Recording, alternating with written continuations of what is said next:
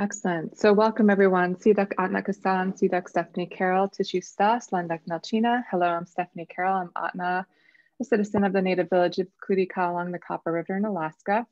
I'm from the Paint clan, and my dad is from the Down from the Sky clan, and from my maternal grandparents, I'm of Sicilian descent. I'm an assistant professor of public health and the associate director for the Native Nations Institute at the University of Arizona. And I co-founded the U.S. Indigenous Data Sovereignty Network and a founding member and chair of the Global Indigenous Data Alliance and this RDA International Indigenous Data Sovereignty Interest Group.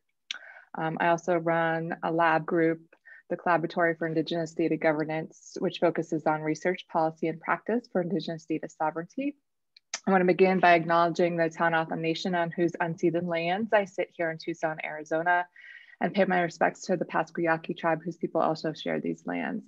I acknowledge the Indigenous peoples and their lands on which you all sit, recognizing that the work for which we gather here today emerges from a commitment from each one of us to acknowledge the power, inequities, and systemic racism that affect the ways in which we currently govern data. I call upon you to honor Indigenous people's sovereignty and our rights to self-determined futures, including how our data are governed and stewarded. So on behalf of the International Indigenous Data Sovereignty Interest Group and the Global Indigenous Data Alliance, or GIDA, I welcome you to the Enacting Indigenous Data Sovereignty through Indigenous Data Governance session. So this session will consist of 3 15-minute presentations and a moderated discussion with the panelists and participants. You can hold your questions or you can enter them into the chat for the large group discussion that Mayi Hudson will moderate after the presentations. So I'll briefly introduce the panelists now, and then we'll go through each of them, and then we'll have that discussion that I talked about. So I'm very excited to welcome Dr. Ray Lovett, who is Associate Professor and Mayi Study Director at the National Center for Epidemiology and Population Health, Australian National University. He joins us to speak about enacting Indigenous data governance in a national longitudinal study in Australia. Dr. Jennifer Walker is a Haudenosaunee member of the Six Nations of Grand River. She lives and works in Anishinaabe territory in Sudbury, Ontario at Laurentian University as Associate Professor.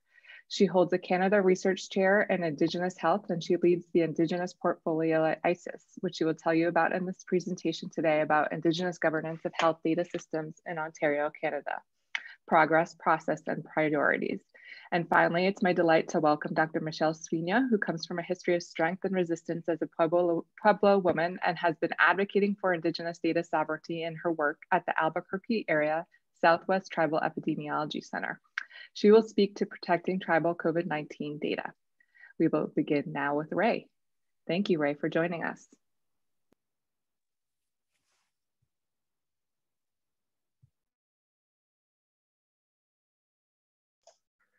Thanks. Sorry, due to a computer update, I almost didn't make it. Am I able to share screen? Okay. Are you able to see that? Yes, okay, we are, cool. Perfectly. All right, great. So thanks, Steph. I too would also like to acknowledge the country that I'm currently sitting on, which is the Ngunnawal Nyamba people of the Canberra region, the capital region here in Australia. So my presentation today is going to be on how we've enacted Indigenous data governance in the study that I look after, the Mayi study. So I'll briefly go through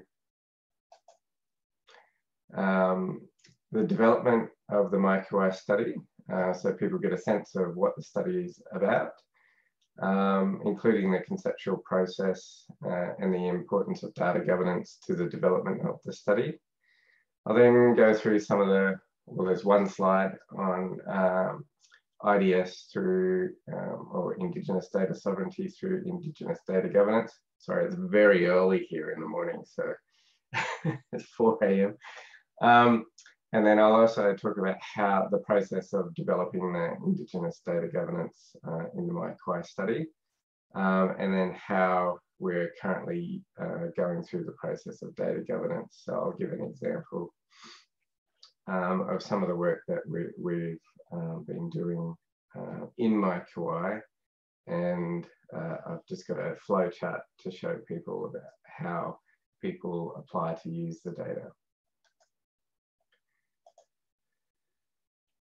So Mayi, for those who are wondering what those words are, comes from my family's language, and essentially means to follow people, Aboriginal people over time. And essentially that's the element of a longitudinal study. So we developed a baseline study, and every 2 years we resurvey. At the moment, we have just over 10,000 Aboriginal and Torres Strait Islander people from all over Australia involved in the study. It's currently the largest study of its type in Australia. We do have some other cross-sectional data sets at the national level that are slightly smaller in number, around 7,000. But this study contains quite a different bunch of information, I guess.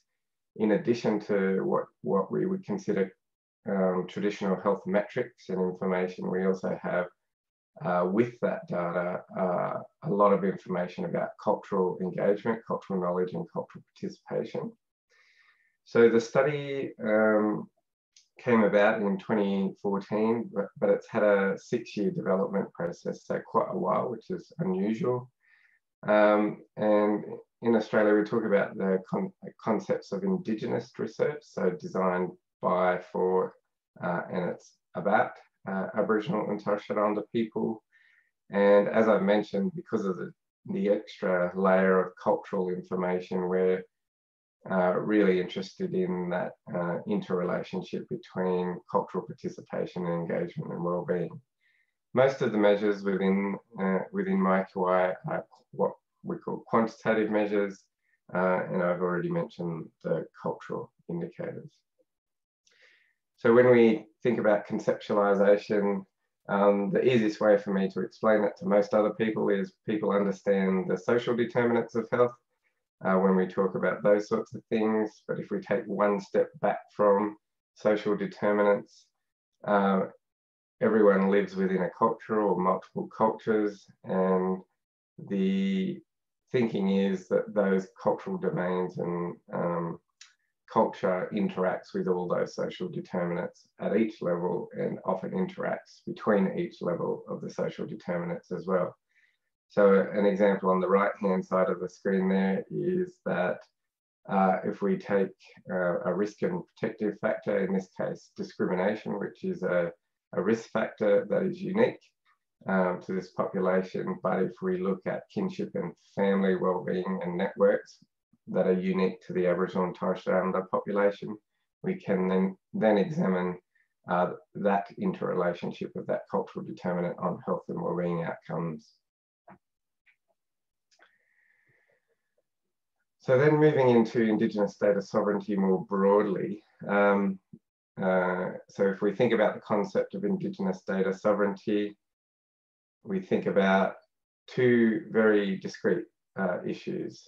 So it's the governance of data, so how we make decisions around the data that we hold, and then there's the governance of data and data for governance. So how do we make decisions from the data for our nations? So on the left-hand side in Mayi, for the governance of data, we look at the control of what we call the data ecosystem. So how information is stored, how it is used, how it is released, how it's cared for. And then that allows us, because we have that control in the data ecosystem, that allows us to make sure that the context for the data story is also present with the data. Then if we think about data for governance, usually we start on the right-hand side here. For us, it's about a nation building with meaningful data items and measures. So the cultural component of Mayi was the missing component for us, which is why we've been pursuing this work. But that allows us to say more within our local Aboriginal and Torres Strait Islander communities, or more regionally, and also at the national level. So one of the aims of Mayi is to be able to provide that nation level data. So I'm not talking about the Australian nation, I'm talking about Indigenous nations. to use and repatriate some of that data back to communities and they determine which parts of the data go back to them. We also then have a component where we're building data capability in communities as well, but also within the university. And then of course, we're also looking at using the data to measure impacts or those relationships as well. How we've established the governance of data for Mayi Kuwayu is roughly represented here, but for us it took over 18 months to set up what we now call the Data Governance Committee. And that Data Governance Committee is a 12-member all Indigenous panel that assesses applications for data use. If you want to have a look at the application form, it's online at our mkstudy.com.au portal where you can, there's a tab on accessing the data. The 12 members that are currently on the panel assisted in developing the process for assessment of use. So the panel members were appointed before we even made data available, so that they went through the journey of developing the criteria and the assessment process for use of data. Of course, those sorts of processes, members sign up to a terms of reference.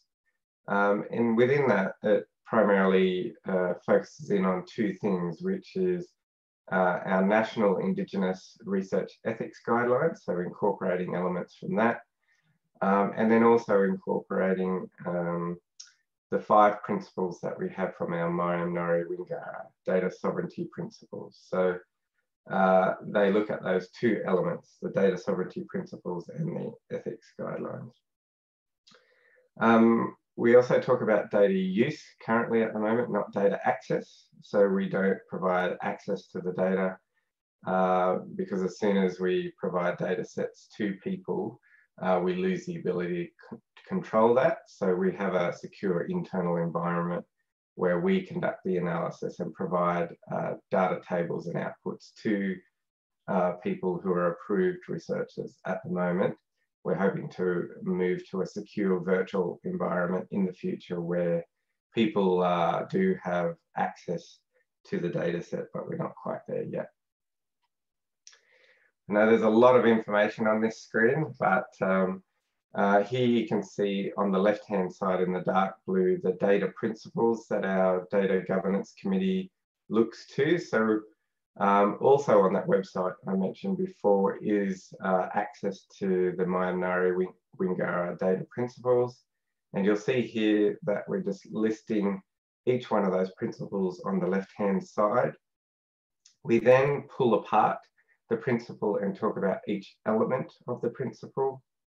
We provide a definition, and then for the data, the person or organisation requesting access to the data, we're able to guide them on the type of response in the assessment form, that how they can address the principle. So we provide guidance there as well. So you'll see principle 1 is around the control of the data ecosystem, so directly going back to the notion of Indigenous data sovereignty. The second one is around data that is contextual and disaggregated, so which might seem a bit different to what most people are used to in terms of data, in that we are encouraging use of disaggregated data where we can, and that contextual element to make sure that Aboriginal and Torres Strait Islander people are involved, particularly in the analytical phase, because often that's where we find lots of information is decontextualized, particularly in population health. I have to emphasize that might be different in other areas. The third one is around empowering sustainable self-determination and effective self-governance. And then the fourth is around data structures that are accountable to Indigenous people. So people have to describe, even with their analysis, how they are accountable to Indigenous people, not just us within the study, but do they have local people involved in their research, or do they have other governance structures? The fifth one is around data that is protective and respects Indigenous individual and collective interests.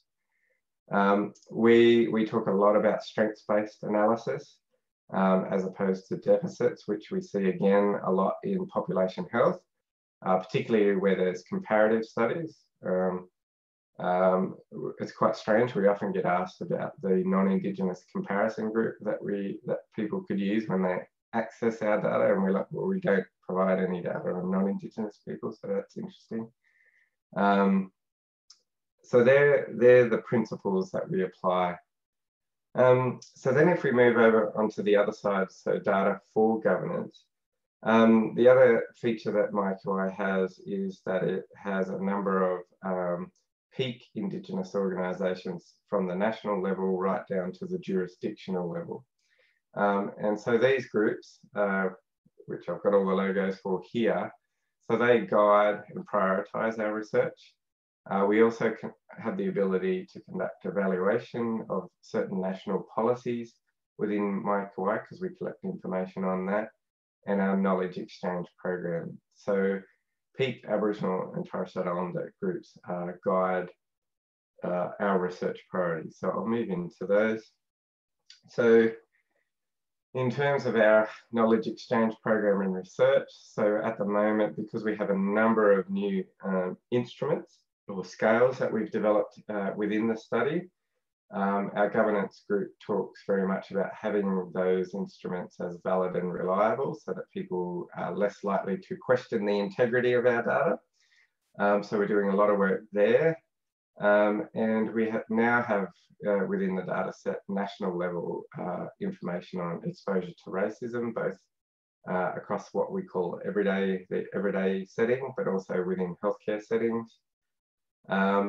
We have quite extensive information on historical and contemporary trauma. We do quite a lot of work around tobacco control in community.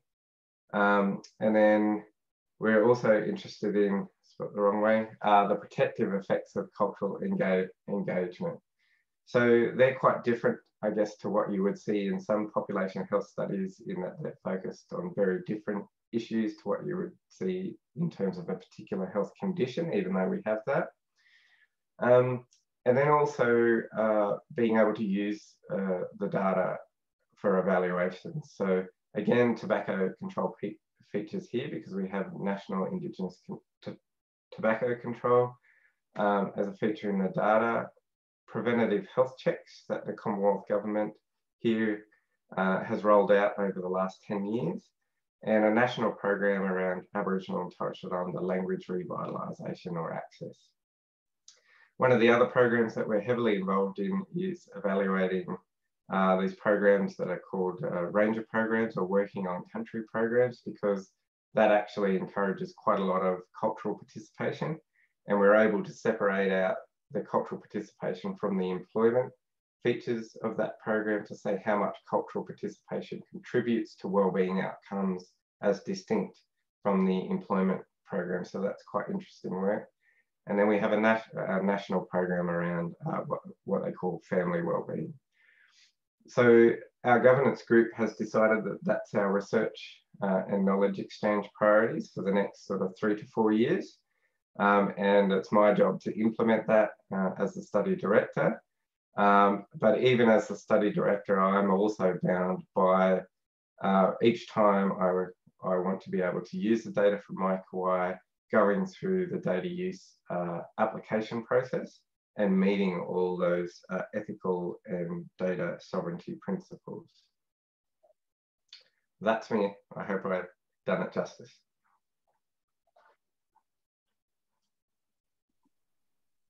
Thank you very much, Ray. We're now going to move on to Jennifer Walker, and I believe you can share your screen.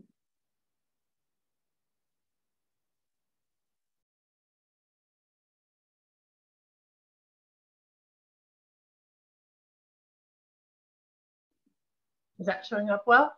Perfect. Okay, okay. Thanks. Well, it's actually a lot to follow that amazing presentation, Ray, because you're doing so much and have developed so much in terms of data governance in a really different context than I'm working. But I think that we, in some ways, look to what you're doing there to look for models. And I think so. It's yeah. Thanks for sharing all of that. So I'm going to shift us a little bit to talking about data rather than data that are collected by and for Indigenous people, using, the whole collection, the whole selection of data elements and the kinds of scales to use in what Ray was talking about were designed by community. In this case, I'm sort of shifting a little bit to talking about the data that's collected and sits in health services databases in one province in Canada, Ontario. So I have presented some of this before, but this was really an opportunity, I think, to really see where we've come and where we're going. And as our understanding of Indigenous data governance and Indigenous data sovereignty increases, then where are we heading, and is it working, kind of question. So Ontario is kind of in central Canada, and I just put here, just to ground us a little bit, in the First Nations communities in Ontario. So we have 133 First Nation communities, which are I call them First Nations communities. That's kind of the language that we use. They're also Indian reserves as per the Federal Indian Act. And so they're reserve lands that were actually people were either relocated to or sort of confined to over the past 200 years or so. So, but they're thriving communities with their own political landscapes. So the actual symbols here that you see for each community is their represents an affiliation, a sort of political affiliation. So you can see sometimes that's geographically bound, like there's one area there, maybe you can see better if I use my cursor here, that's actually a treaty area where the communities are sort of geographically close together, and other political affiliated organizations that have communities across the whole province. It's quite a big province. It's the most populous province in Canada, and it actually has the most First Nations people in Canada, although it's not as high a proportion. The First Nations people are not as high as a proportion of the total population as there is in some other provinces. So yeah, like I said, I just kind of took this opportunity in preparing this and thinking about how to come to this moment by kind of looking back. So I would say, when this work started, it was really this little sapling, like this really big ideas, but really tender and small, and had could see its boundaries really, really easily, and we were nurturing it to grow. And at this point, it's pretty thriving. It's very complex. So when I look at the tree on the right there, I see something where, I can almost not tell where that tree ends and other trees begin, and it's quite integrated into the fabric of what we do both in Indigenous health research, in health services research, and in communities. So the way that the data governance has transformed the way we use information in First Nations, I think has been substantial. So first, I'll just highlight a little bit about what I'm talking about, the data that I'm talking about. So this is the data that's held at ICES. So ICES is the Institute for Clinical and Evaluative Sciences, but more meaningfully, it's the place where the health services data for our publicly funded health systems sit.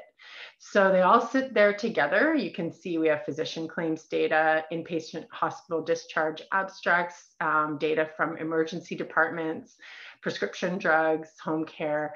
And all those data sit together and are linkable by a key number. So it's a unique algorithm that's based on our Ontario health card number, but it's not our Ontario health card number. It's encrypted. And so, we link these databases together, and these databases have been used for over 25 years to answer important questions about the healthcare system and the health of Ontarians in general.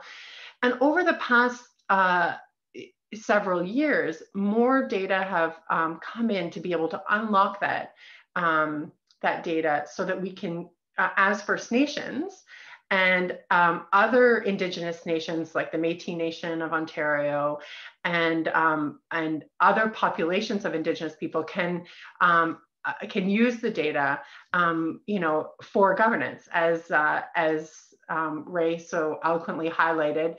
There, that idea of having governance over the data and using the data for governance, I will also touch on. So what was happening was that there were some self-identifiers, some opportunity for Indigenous people to self-identify in surveys that have been linked to ICES data. Because First Nations people, not quite half, but almost half, live in First Nation communities.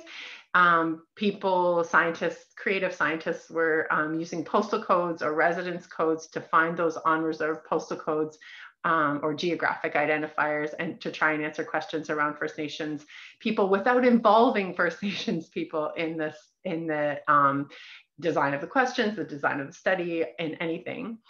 And so part of what Indigenous nations in Ontario have done is to assert their sovereignty. They've said, please stop doing those things. Please stop using the data without our permission and involvement. And this is actually how we would prefer to use the data. We would prefer to actually use the lists that we have to link those lists to the data so that we can identify our own citizens.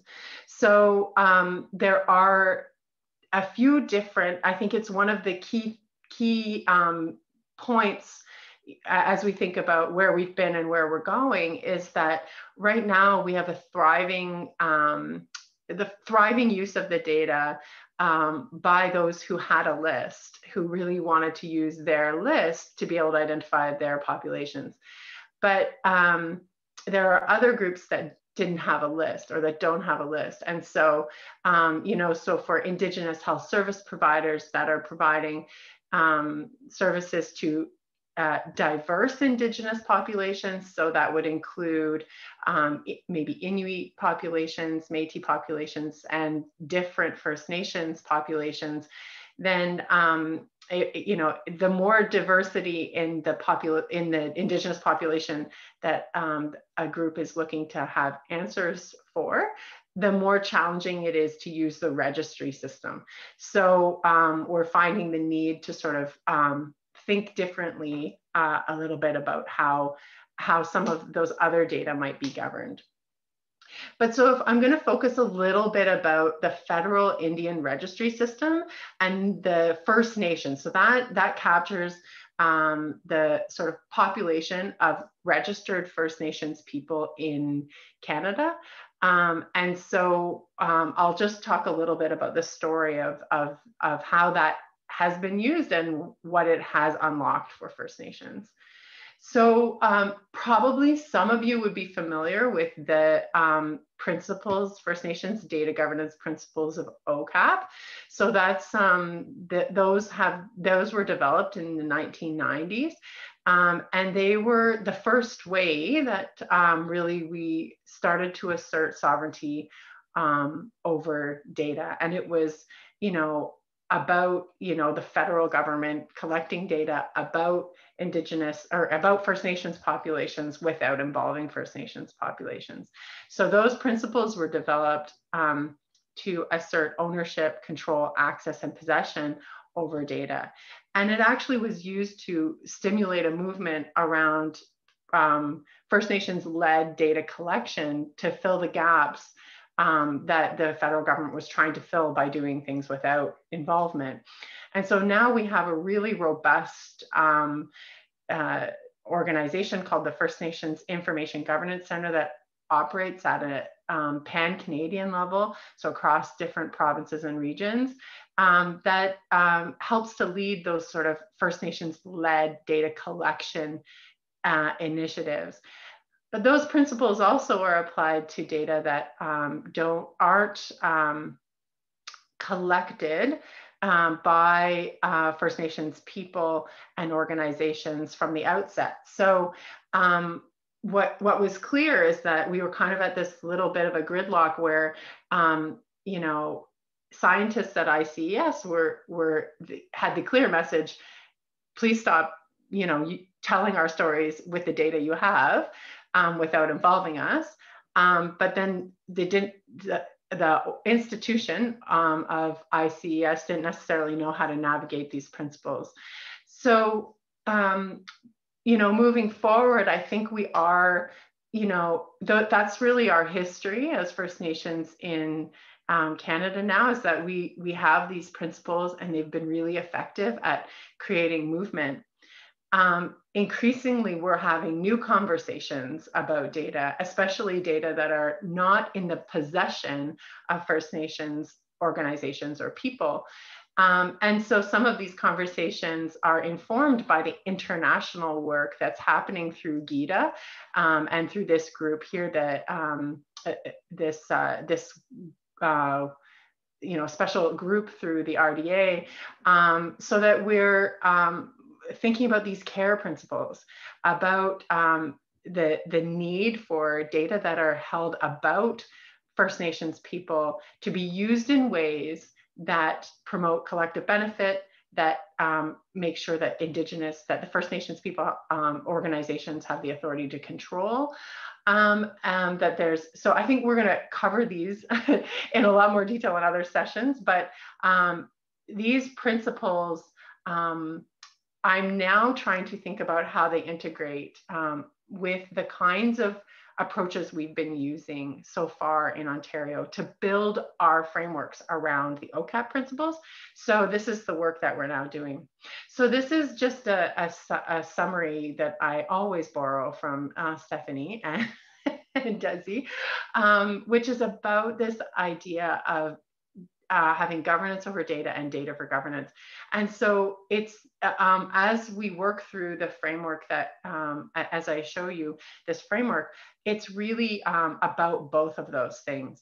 So this is the framework we use when we put those OCAP principles in the center, and for other Indigenous populations, it might be other kinds of other principles. And we've worked through these different aspects of how we support those Indigenous data governance principles, which is OCAP, the ownership, control, access, and possession. So if I focus in on the data governance, oh, I didn't know I was going to have to click it so many times. So we have established data governance agreements. It's really key that we have established, written, signed data governance agreements with the First Nations leadership that guides the use of the data. That's one really critical foundational component. Nothing else can happen without those signed data governance agreements. We focus on ethical relationships, and the relationships and the agreements have to go hand in hand. You can't have the agreements without good relationships, and you can't have the relationships can't hold up and be effective without those governance agreements. So we have our ethical relationships are based on communication, mutual capacity building, and having mutual processes that support community-led analysis of data. So one of those things around the mutual capacity building that we've just introduced over the last year as an Indigenous health data training program for community members. Currently, there's about 40 people enrolled in that. And we, so, you know, we invite Indigenous community partners who want to access the data, but maybe don't have the capacity to do the analysis themselves, either they want to learn to do that analysis or they want to learn how to use the data that comes out of the system. We also, with the Chiefs of Ontario, have developed a process map, sort of to help for First Nations to navigate the process. There's a data governance committee that has been set up to be able to intake requests from outside of community and to facilitate requests from inside of community. One really important focus is integrating methodologies. So we have our data linkage methodology that link the Indian registry system to create a First Nations health database, but that's really grounded and infused in Indigenous research methods as well. And that we prioritize that integration and that infusing of Indigenous knowledge and worldview into our health services research and epidemiology approaches. The last thing that I want to say is just how important it is that the work is used for governance and that it's evidence for First Nations to use to build policies and programs. Sometimes that's helpful to governments as well, but the priority is really getting the data to where it needs to go to make the decisions that are needed to be made. So these are some of the products that have come out of the data linkage and the governance process. We've had an aging study, a project on opioid use, cancer, diabetes, and then one of the things that we try and do is making sure that we're integrating as we integrate Indigenous knowledge and perspectives into the data analysis, we're also integrating sort of qualitative research methodologies with our epidemiology. So it's very exciting. So there's just more examples here of some of these really important projects that have been done. And I'd be happy to answer questions or direct you to where you can find those final reports. Thank you, Nyawe. I'm very happy to have been able to share this with you.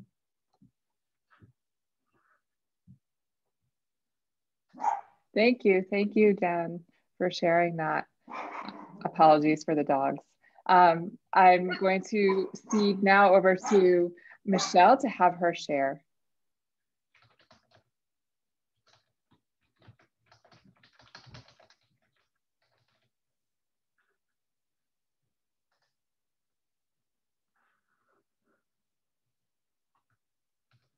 Oh, I'm on mute. Sorry about that.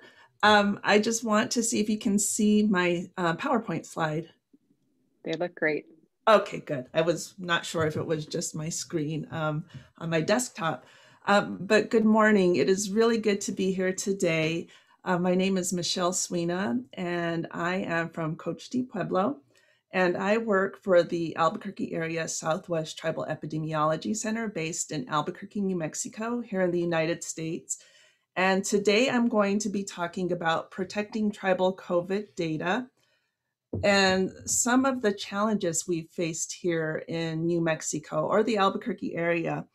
And so I do work for one of the 12 tribal epidemiology centers here in the United States. And in our area, we serve 27 tribes in the Albuquerque area, and that includes 20 Pueblos, 2 Apache nations, 3 Navajo chapters, and 2 Ute tribes. And so our mission is to collaborate with tribes in the Albuquerque area to provide high quality health data, data for decision making. And so we are one of the youngest epicenters. We were established in 2006. And much of the work that I have been involved with since working for the epicenter has been in advocating for Indigenous data sovereignty. I mentioned that I am from Cochiti Pueblo, and so I was very fortunate to be raised in my village and to really be grounded in our values that led me to this advocacy work. Coming from a history of resistance, our Pueblo people are known for the Pueblo Revolt of 1680, where we kicked out the Spanish because of the oppressive treatment, the genocide. And so that established a different kind of political relationship with the Spanish government, the Mexican government, and then the US government. And we were very fortunate to not have been relocated because of that assertion of our rights as sovereign nations. And so, as I mentioned, this is my alter ego, Indigenous Data Sovereignty Woman, to be a tool to, when I teach and work with tribal communities to talk about what is Indigenous data sovereignty and why it's important. And so it's always important to recognize and put on the table. This is with some of the guidance of my father. Not everyone may be aware of what tribal sovereignty means. And this was a recommendation from my father as a formal tribal leader and also a Pueblo scholar. In his interactions with federal and state government, there's still not an understanding, a thorough understanding of tribal sovereignty. So my dad said, you always got to put this in there when you're advocating on behalf of Pueblo people. But tribal nations have the authority to make decisions on matters that impact their peoples and nations. Tribal sovereignty has been recognized by the United States government in the US Constitution, the judicial system, treaties, presidential proclamations, and congressional legislation. So it's important to stress that tribes are really not a special interest group.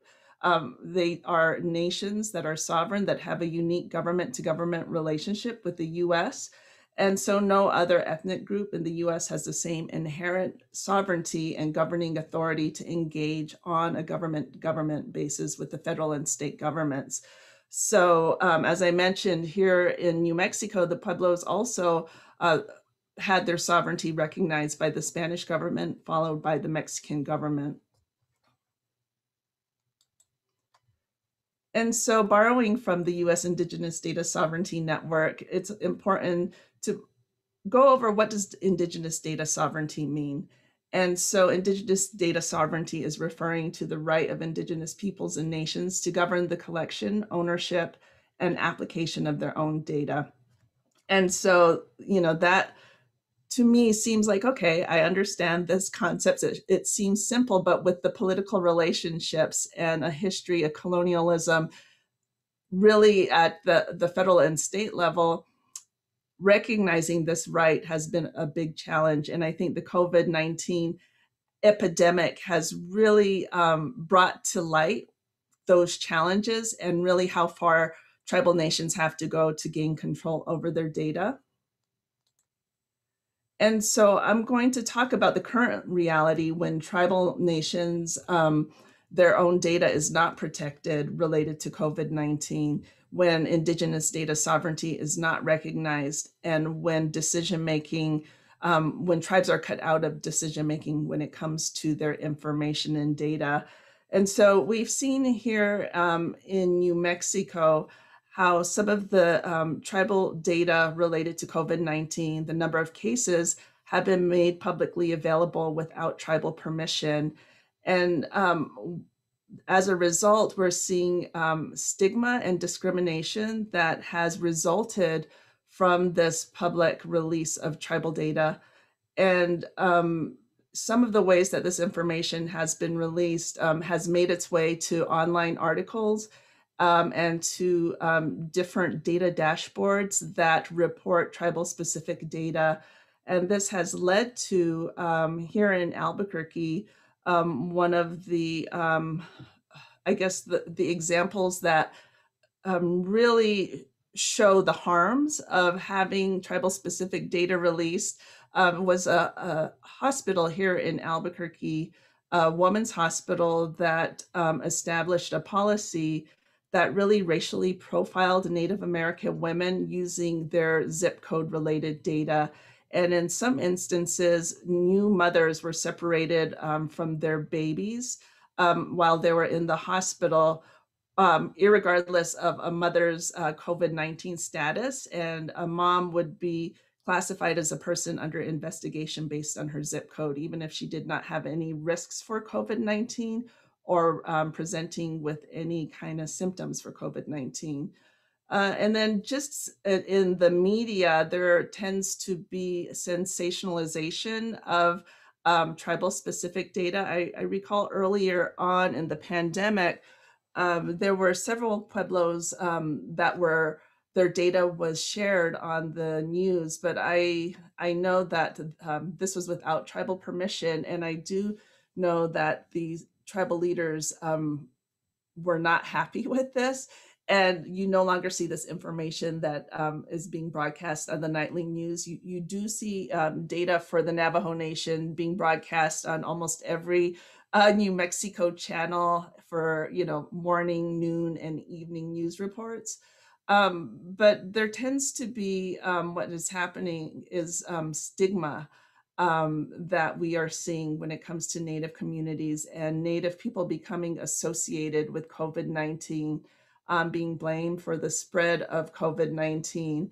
Even with one of the border town communities bordering on the Navajo Nation, you see in the news reports, Gallup on lockdown, the State Riot Control Act invoked. And, that's a strong assertion, and using the Riot Control Act to close the entry into Gallup and limit the entry of individuals who could enter this border town. I believe this was in May. So there is a lot of sensationalized reporting that unfortunately impacts Native American people.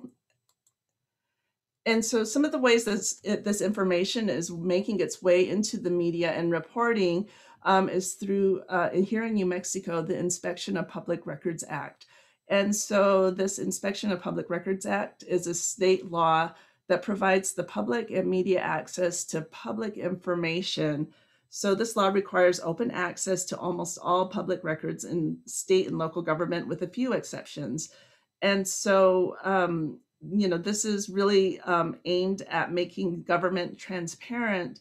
And when you do look at the compliance guide and look at the exceptions, there are over 52 exceptions listed there.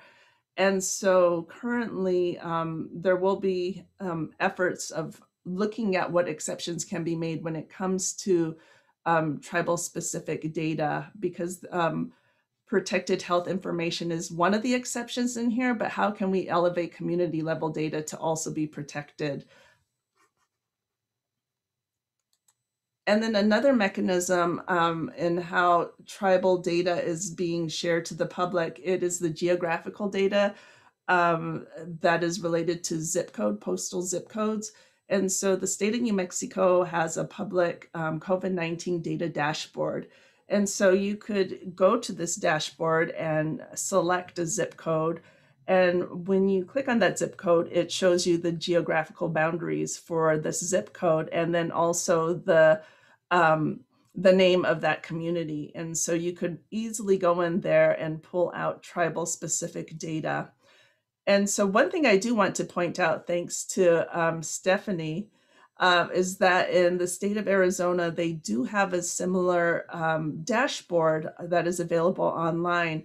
But you can see here with the Arizona dashboard, they suppress tribal specific data that's associated, zip codes that are associated with tribal areas. And so this information is suppressed pending tribal approval. So there is a model out there that the state of New Mexico could look at in terms of providing this type of information to the public. And so a lot of work that I've been involved with has been advocating for tribal control over tribal COVID-19 data.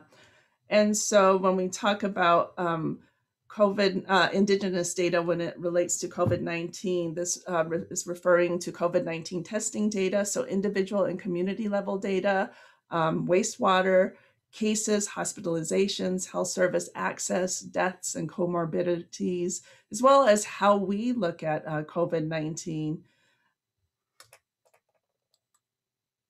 And some of the advocacy work here in the Albuquerque area, where I work, the Tribal Epicenter is based at the Albuquerque Area Indian Health Board, which is governed by 6 tribes and bands in our area.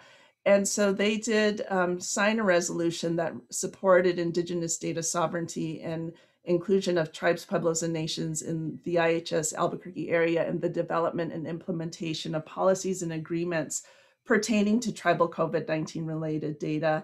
I do know that there has been some tribes that have written letters directly to the state of New Mexico, calling for the information that has been made publicly available to suspend this until tribes can establish data sharing agreements with the state government, and to engage in, we do have a state tribal consultation act, and until they could engage in formal consultation to establish protections for tribal specific data.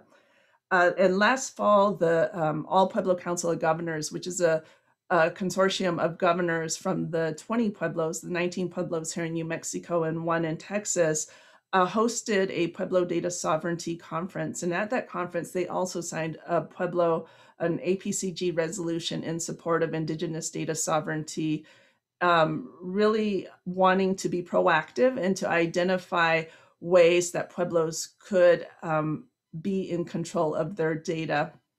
And then I know that tribes are speaking out in terms of calling out the harmful data practices and not being engaged in decisions when it comes to the release of their information. So there was a story that aired on public radio, I believe in July, where one of the tribal leaders for one of the pueblos had an opportunity to speak about the impacts of having their data shared without their knowledge and without their permission to their community.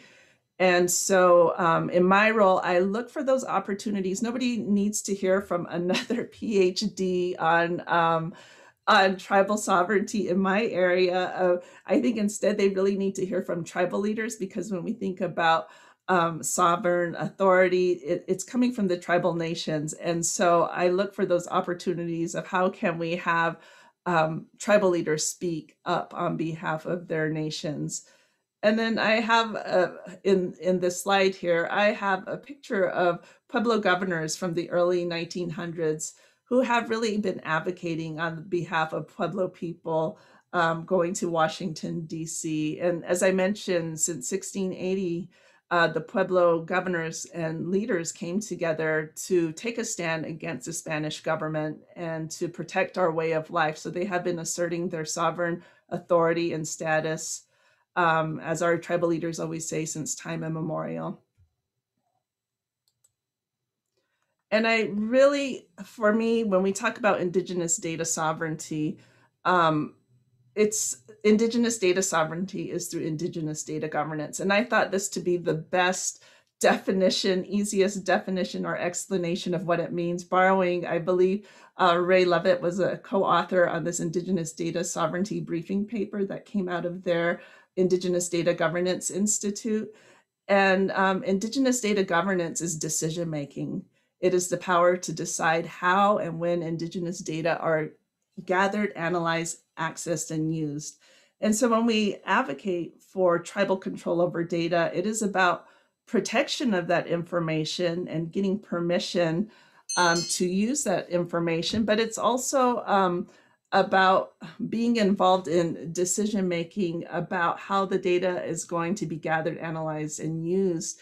And so I think sometimes when people hear Indigenous data sovereignty or Indigenous data governance, they think it's about only protecting data. And I've heard people use the terms, tribes are hoarding their data. They're not wanting to share their data. They're not wanting people to know what's going on. But that's not what data sovereignty and governance is about. It's about being at the table, making decisions related to data that is about their people, their nations, their lands. And so I think that's one of the biggest challenges that I'm seeing here, is that it's not just about suppressing information. And I don't think it ever has been, but it's really being able to assert their sovereign authority in matters that directly impact them, including data. And I believe, Stephanie, can I do a quick time check with you? You can have the time that you need. Okay, terrific. And so I just wanted to point out some of the, I'm also a member of the Global Indigenous Data Alliance, and I had been actively engaged in helping to develop some of the COVID-19 Indigenous data principles. And I just wanted to share some of these pictures of last year when we were at the Onyati International Institute for the Sociology of Law, discussing Indigenous data governance. And it's hard to believe that, last year we were able to travel freely. We didn't have pandemic on the horizon, and things have changed so quickly. But the time that we spent was really valuable in thinking about how do we address issues and challenges that come up. And as I mentioned with the COVID-19 pandemic, it really has surfaced how far we have to go to have true control over our data as Indigenous nations and peoples. And so I just wanted to point out, and I believe Dr. Walker mentioned that the CARE principles will be discussed in other sessions, but so the CARE principles, I have the slide that goes into them a little bit more, but the Research Data Alliance COVID-19 recommendations and guidelines for data sharing published in June includes a section on Indigenous populations and data sharing. So these are pages 56 to 60. If you haven't had a chance to look at it, I definitely suggest you do. I put a link in my slides here. But the CARE principles of Indigenous data governance set minimum standards for data stewards when working with Indigenous data. And so Jennifer already had pointed out, when we're talking about the CARE principles, they're referring to collective benefit, authority to control, responsibility, and ethics when it comes to Indigenous data. So these, I'm going to jump ahead because when I've been doing presentations and advocating for tribal control over COVID-19 data, their tribal specific data, I have been grateful to have these guidelines and recommendations for Indigenous data as it pertains to COVID-19. And so I just wanted to highlight when it comes to authority to control, because to me, that is what we're talking about. When we're talking about data governance, it's about having the authority to control as sovereign nations. And so I highlight the three areas: recognizing rights and interests, data for governance, and governance of data. So when we're talking about recognizing rights and interests, it's really about Indigenous peoples and nations governing bodies being formally engaged with prior to the development and implementation of policies and agreements. That's being at the table, that's being that's making decisions on their information. Again, how data is collected, how it's analyzed, accessed, used, reused, and reported. And then data for governance. Indigenous people need to be supported to lead and or participate in the design of COVID-19 data systems that involve the collection, analysis, and sharing of Indigenous data. And then governance of data. That is really existing Indigenous governance protocols, including those related to decision-making over Indigenous data, must be recognized and adhered to during the COVID-19 pandemic. And it seems like, at least here where I'm situated, that has gone out the window because we are in the biggest public health crisis that we've experienced in our lifetime. But I think about this, our Indigenous nations and peoples, our tribes have survived and gone through various epidemics throughout our history. And so their sovereignty is what has gotten them through it. And so we have to, even though we're in a global pandemic, sovereignty must be recognized. And I am going to just give you a quick snapshot of when I talk about protecting our tribal nations, peoples and nations, it's really recognizing, the grandmas, the grandpas, the mothers, the fathers, the aunties, the uncles, our little ones in that data, because I think what has happened with the data when we're being problematized, stigmatized, our humanity is being stripped from that data. And so when we talk about protecting our data, it's about protecting our people and our nations. And so what we've been doing is advocating for tribal control over their identifiable tribal COVID-19 data. And there will be a task force that's going to look at amending the Inspection of Public Records Act to make exceptions to the act when it comes to tribal specific data or identifiable data, including zip code data. We need to advocate for, or we've been advocating for, accurate and timely data necessary for tribal decision making. So we're finding out that data is not always accurate and tribes are not even able to access their own data. The other thing we're doing is calling out harmful data practices. And this includes tribal resolutions, op-eds, letters, emails, and calls to policymakers, and then changing the narrative about our people to better reflect our tribal peoples and nations and to honor our people. And so I'm going to end here, and I'm going to give you back control. I'm going to stop sharing. Shannon, thank you to all of our speakers, to Michelle, Jen, and Ray. At this time, we have time for a large group discussion and questions for the presenters. So please use the raise hand function or enter questions into the chat, and our moderator, Mayi Hudson, will be able to engage you. Kia ora everyone. Yeah, my name's Mayi Hudson. I'm from the Whakatohia Nation in Aotearoa, New Zealand, and been a member of the Te Manararaunga Māori Data Sovereignty Group and the Global Indigenous Data Alliance. So it's great to hear all those presentations. I will work through questions that come up in the chat, or if there's a lull, I have a few of my own as well. The first question is sitting here. What are the mechanisms you're using to keep Indigenous governance and control over data for second and third users of that data?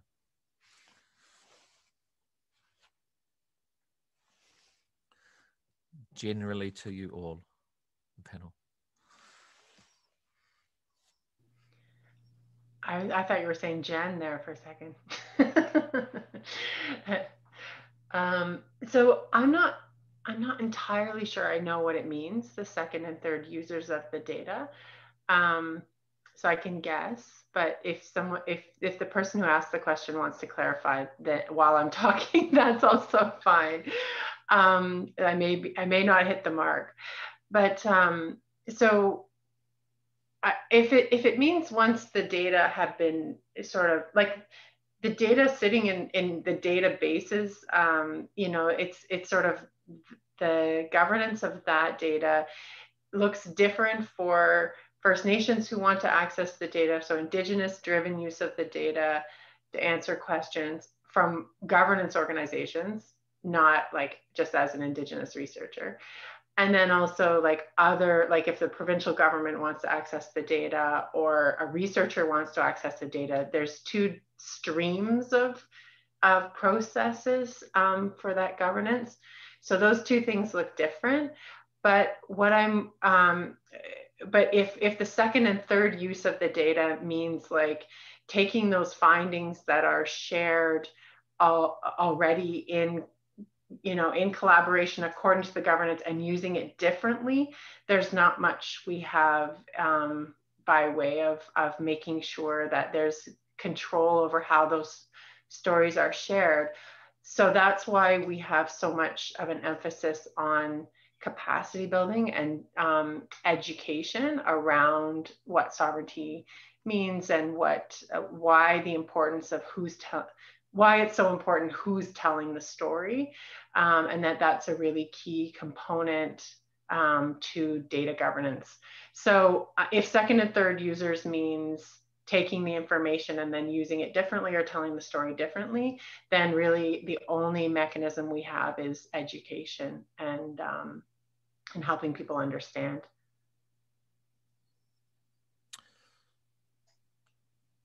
Ray? Yeah, it's very hard if I'm interpreting it right as well, that if someone's been through our data governance process, has been approved, there's no release of data at all from us, but tables and reinterpreting of information from, say, tables or existing papers is always a problem. But one of the things that we've talked about is, so we can write to those people because we often, know who they are and which institutions they are from. And then also we contain a list of unsafe data practitioners. So if they've overinterpreted or reinterpreted a table or a piece of information from a study that has been approved, then we can list those people as potentially unsafe practitioners, and they may not be able to have access, they may not be able to apply for data in the future. So that acts as somewhat of a deterrent. We hope. We haven't had that happen yet, but we're planning for it. So putting in place mechanisms like that. So, keeping a list of people we need potentially to be aware of is good practice. Great. Can I also just follow up a little bit? How many requests to data are you getting from your study, from external parties? Yeah, so we've only had data, people being able to apply externally since April, right, peak COVID for us. But so we haven't had any official external applications. Internal, we've had quite a few. But often the way it's going is we ask people to contact us first as a first point of call about whether we can actually do the work or whether, it's suitable. So far we've probably had about 5 or 6 requests in that way. So, but no formal application yet from an external, but I know they're coming. So, because we only meet so far 3 times a year. So, yeah. Okay, I'm just going to move on to another question. Can the presenters speak about policy coordination initiatives with research funding agencies in your respective countries? So I'm taking that to mean, are your data governance practices being promoted by policy agencies or research funders?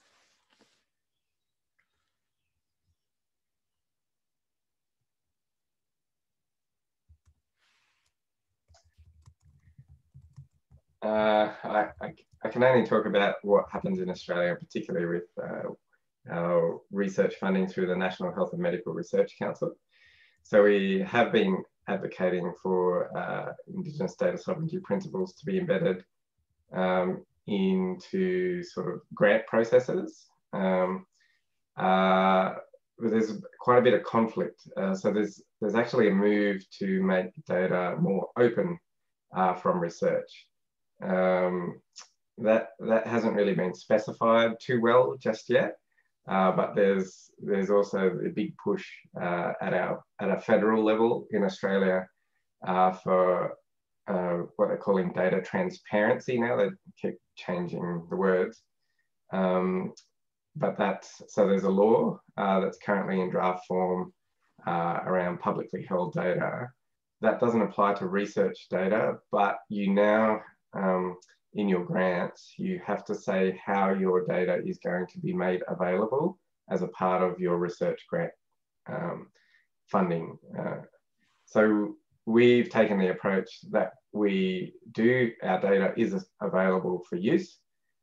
We just have a process, so we've had to be very careful how we manage that. So it doesn't mean open slather, here's a data set, you do what you will with it. So we've been able to make that case because our study is partly funded by our National Grant Research Institute. So we have to abide by those rules, but that's how we manage that process. So it can be very tricky. And a sort of an extension on that to Jennifer, are there examples of data governance agreements you've mentioned or resources to help agencies implement meaningful change? So examples of data governance agreements. So people have certainly approached the Chiefs of Ontario, the Métis Nation of Ontario, and others who have established those data governance agreements with ICES. So ICES is not sort of making them available and sharing them, but sometimes in consultation with the Chiefs of Ontario, they have been interested in sharing that with other Indigenous organizations to help them. So I'm not so sure about available examples for government agencies, but you know, I would say like in the past few months, there's just been such a, you know, I'm personally getting multiple emails just from different organizations and government agencies saying, we want to hire an Indigenous data sovereignty consultant. Can you help us think through what that looks like? And so people are starting to think about, so governments and other organizations are starting to think about embedding that into their processes and their policies and things like that. So I think more and more that's something that I know I certainly, so I have a role in Canada in the Health Data Research Network. And I think that's one thing that we will be trying to advance is sort of tools and resources to help those who don't already have those relationships. Because normally you just be guided by the relationships you have, right? You'd be guided if as ICES was guided by relationships with the Chiefs of Ontario to develop those data governance agreements. It's not so much that they used a template from somewhere else, but I get that there's a need for some resources to help others. So maybe compiling some of those would be helpful. Michelle, are you seeing similar things?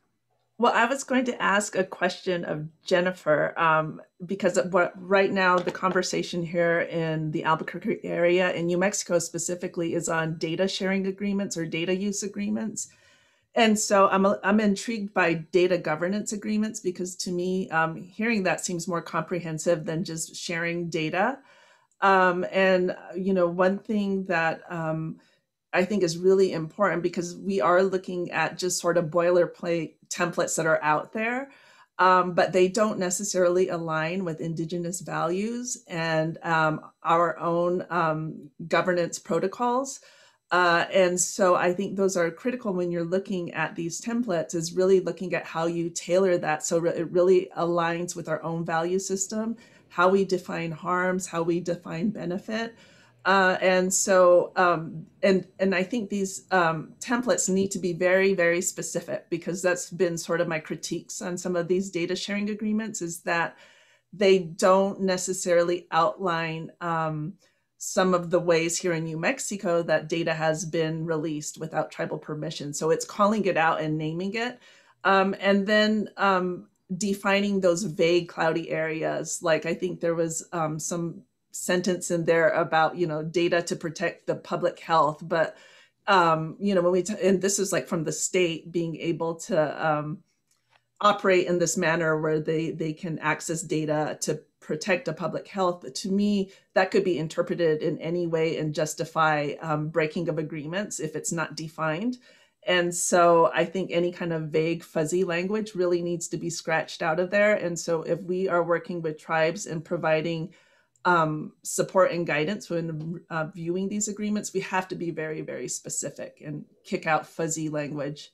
But Jennifer, how does a governance agreement differ from a data sharing agreement? That's my question for you. Yeah, so basically the data governance agreement is not about any sharing of data, actually. It's not about any transfer of data or sharing of data. It's about governing the data that sits at ICES. ICES can't send out databases because the legal framework through which ICES even has the data and can link the data and all those things means it can't just like send databases out to others. So there's no actual sharing of data. If there was any sharing, there would have to be an accompanying data sharing agreement. But the data governance agreement is about the governance of data that sits at ICES and how ICES policies are going to align to make sure that those principles are met. So the one with Chiefs of Ontario is structured around the OCAP principles, the ownership, control, access, and possession. But the others, so to your point about them needing to be very specific, the work that we do with Inuit in Ontario, for example, so there's no Inuit government in Ontario because it's not Inuit homeland. The Inuit are in the northern territories of Canada. So there we have a statement of shared values, and they're built around Inuit knowledge principles. It looks nothing like the data governance agreement with Chiefs of Ontario. So it's very specific to different nations and peoples. Thanks. I'm going to ask, I've seen Varsha's had her hand up for about 10 minutes, so she's probably getting a sore shoulder. Good question. Thank you so much. And thank you all to the speakers as well. It's been such an interesting question, such an interesting set of presentations. I've got several questions on this, so maybe if I start and then we can maybe have a bit of a conversation, I don't know. My first question is, do any of these databases, any of these repositories collect genetic sequence data at all? The reason I ask is, I don't know if they do, and do they feed into the INSDC? So we have a long-standing agreement in the genetics and genomics community whereby data is shared globally, freely accessible to everyone. And of course, when we start talking about Indigenous data, that genetic sequence data is very, very identifiable, and potentially if you've got a very small population, it's quite, it could be quite damaging in the wrong hands. So I do understand that, but I guess my concern is, are we going to end up with lots of silos for these data where we already have really good metadata standards, data formats, and agreed ways of doing things? So that's kind of my first question. Maybe I'll stop there for the moment. So the databases I'm talking about do not include genomics data, but that is a conversation that is really timely, especially with the, these things are happening, and, but I think that just quickly, without having, a lot of experience in that area, even if so I do see some benefit of having data sit together where there's, those metadata, the systems, the structures, the algorithms that exist, and the capacity exists to use data in consistent ways. But it's the governance structures that have to be there in place to make sure that the data are used in ways that, the care principles support. So that, I think it's not so much a silo as it is a path to ethical research. So that kind of leads me into my next question in talking about the care principles. And when we talk about collective benefit, who's in that collective? So do we mean the whole of humanity, or do we mean a specific subset?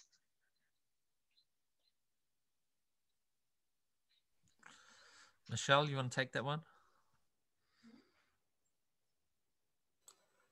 Well, when I think about collective benefit, and when we were writing the principles as they pertain to COVID-19 data, I was thinking Indigenous peoples, because we know that our peoples have not benefited from information and data that has been collected on us.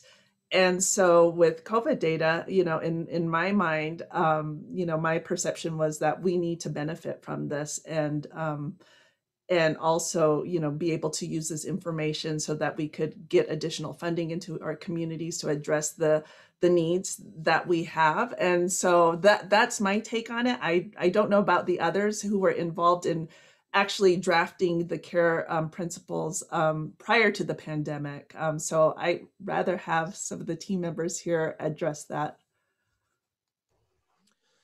Maybe I'll sort of doing a little bit of an extension on that question. And so to the panel, these Indigenous approaches to Indigenous data governance which may be thought of as thinking about silos, but is it creating different or more collaborative approaches to research?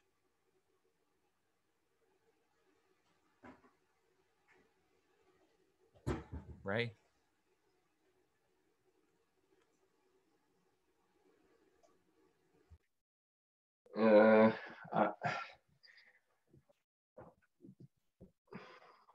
I mean, from the work that I do, it does end up in a way producing more collaborative research, because there is absolutely no way that the research can proceed without Indigenous people being involved. So, so whether that's non-Indigenous researchers that are interested in a particular topic, that, you know, that process of, in terms of our principles and the broader principles as well, people actually start thinking about how they engage with Aboriginal, Torres Strait Islander Indigenous groups. So that's quite good, because I have seen some, you know, new research collaborations begin because of these principles. So I think that it does encourage collaboration. Going back to the original point around collective benefit, again, sort of just reflecting on what Michelle said as well. I think developing these, we were talking about collective benefit, because often in the past that hasn't occurred for Indigenous peoples. But I think also people were thinking more broader as well in terms of society. It's also very difficult, I have to say, you know, coming from a public health background, in that who's, you know, there always seems to be a power relationship in benefit and benefit sharing. And unfortunately in the past, which is why we've ended up here, is that collective benefit for society has always benefited the majority or those in power. And so we mustn't really forget that either. And, you know, this is just a way of Indigenous peoples, you know, advocating that they have, you know, rights in this process as well. I hope that helps. That does, absolutely. I think one of the things I was wondering, because I don't know how familiar, so I'm sitting here in the UK, currently part of Europe, not to be for too much longer, but anyway, but we have the GDPR legislation in Europe, which gives individuals rights over their data. And I wonder whether it's something like that that's actually required, because I think a lot of what you're talking about in the care principles apply to everybody, apply to every single human on the planet. We should all have some ability to say what happens with our data. And so I think a lot of what the work you're doing actually, it has much wider, potentially much wider implications, and should really. And also then I guess speaking from an open science background, where, you know, I've been working for the last few years or however many years thinking about how to make data maximally available for the greatest benefit to all. I do genuinely worry about having silos of things. I think one of the things that stuck in my head is, for example, when we talk about genetic sequence data, most of the genetic sequence in the world that is used in research labs is on Caucasian people or people of European ancestry. And so we don't have enough information on exactly, you know, what are the relevant the single nucleotide polymorphisms in this disease for African Americans, for example, or for, you know, South Asian. I'm of Indian descent, of South Asian people. We don't have that information, and therefore the potential health benefits, personalized medicine, etc. We're cutting out a huge swathe of people, and I think we want to make sure that all people around the world have access to all of the new research and health benefits that are coming. How do we manage that? How do we make sure that that happens is my concern. And I will stop there because I don't want to take over the whole session. Thanks. Jen, do you want to have a go at that, or? Yeah, no, I think just, I think that, like, to complete the sentence, like how do we make sure that everyone can benefit from those things in ways that respect rights and sovereignty? I think that's the main thing, is just that there's that that idea of collective benefit and the benefit to all has to, it has to amplify the voices of the populations and communities that have been left out of those voices. So it can't, the data, this sort of extractive nature of the way research and data have been used, where, in Canada, for example, in residential schools, not even that long ago, there were experiments, nutrition experiments on children who were taken from their families, put in those residential schools, and then experimented upon. Like, this is the history that we're talking about. This is the reality that we are reconciling. And so it's these measures to ensure that that extractive nature of research is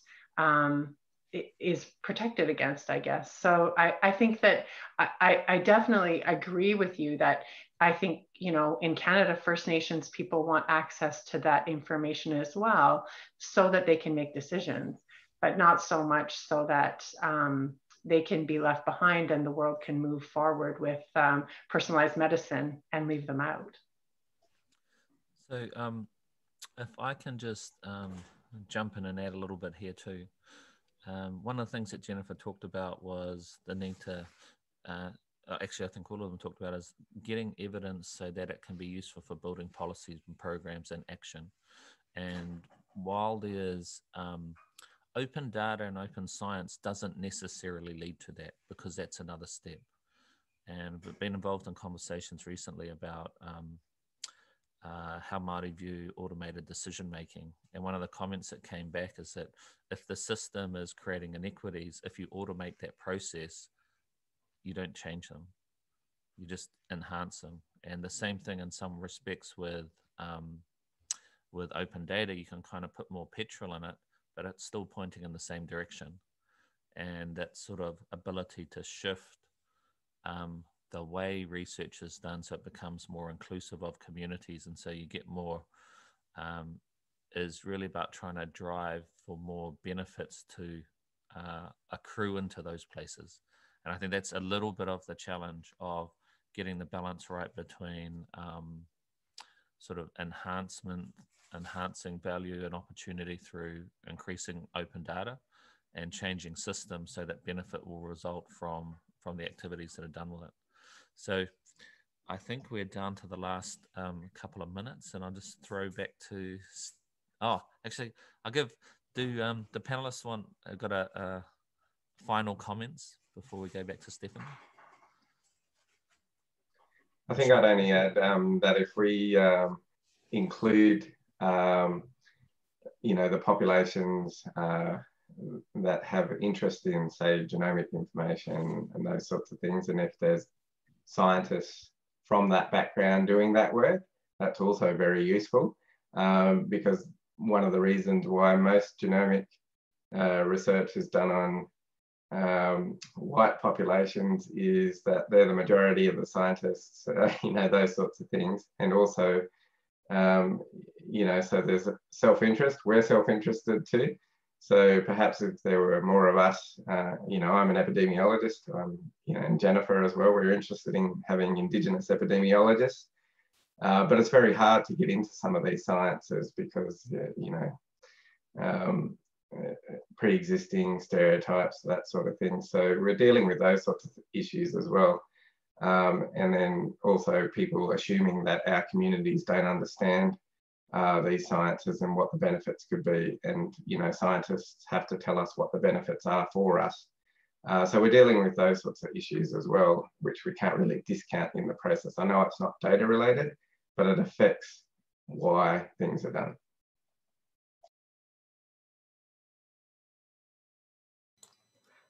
I guess my comments would be, when it comes to research, it's the importance of building trust. And, we have this historical context of exploitation and missteps with research that has harmed our people.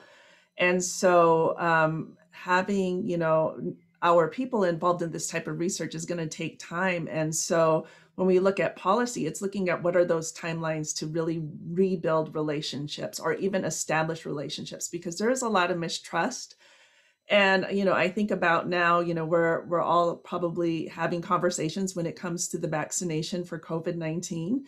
And I'm hearing comments along the way that, we don't want to be guinea pigs, or, we don't want to have this vaccine tested on us. How do we know if it's, going to really work? And so and this is in my own family, in my pueblo.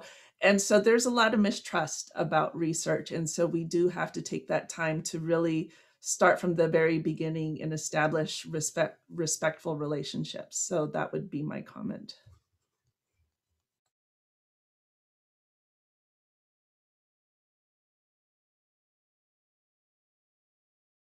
Maui, I think you're on mute.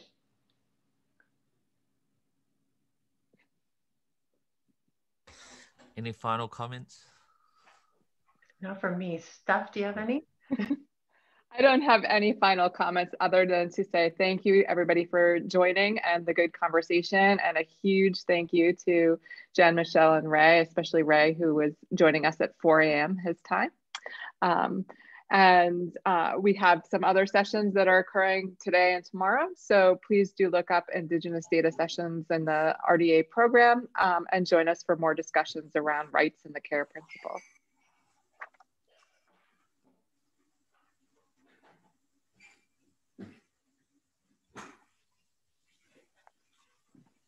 That's it. We are done.